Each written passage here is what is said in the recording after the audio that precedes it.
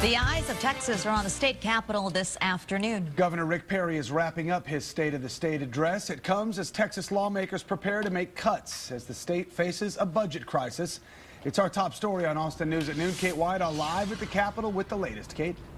Good afternoon. Well, you know, the state is facing that budget crisis of about $31 billion. But during Governor Rick Perry's State of the State address, he really painted a much different picture of how the state of Texas is doing. In fact, he was saying we are better than pretty much every other state in the nation right now. Now, for example, he said job growth. We've had more job growth in Texas than any other state in 2010.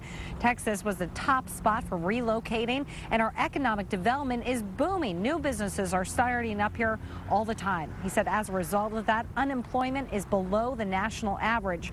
Now, he said even though we are facing a budget crunch, he wants to protect the rainy day fund because he said if it is used, it is going to leave Texas ill-equipped to handle bigger emergencies in the future. Now, as far as education is concerned, we've been telling you how the proposed budget is going to cut about $9 billion from public education, leaving thousands of people without work, school closed. Excuse me, but Governor Rick Perry says our quality of education is getting better and better. In fact, over the last decade, spending has increased by 82%, and he is actually encouraging districts to enter into shared service arrangements with other entities in the area to try to save money. And he is also proposing some other cuts or some other changes. Like if you want a GED, you basically are going to have to continue to work, or to be able to keep your driver's license, you're going to have a GED. He called on a 4-year college tuition freeze, and he is asking lawmakers to develop a bachelor's degree that will cost taxpayers about $10,000.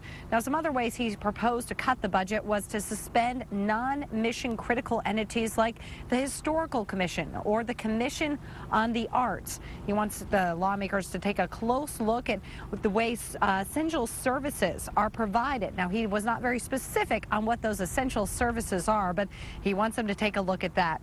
He also outlined, of course, his emergency items like eliminating sanctuary cities, eminent domain protection, sonograms before abortion, and voter ID. Overall, though, he said he wants lawmakers to balance this budget without raising taxes. Now, even though we've been telling you the government is basically facing a $31 billion shortfall, Governor Rick Perry said in his speech that, in fact, it's actually the mainstream media and big government interest groups are to blame for really saying that, quote, we are in a budget Armageddon. So he said it's really their fault and not necessarily how Texas is really facing a budget crunch. They just have to make some tough choices, as he put it. We'll bring you more, of course, on the State of the State address and more online at KXAN.com throughout the day. We're live from the state capitol. Kate Whitehaw, KXAN, Austin News. All right, Kate, thanks.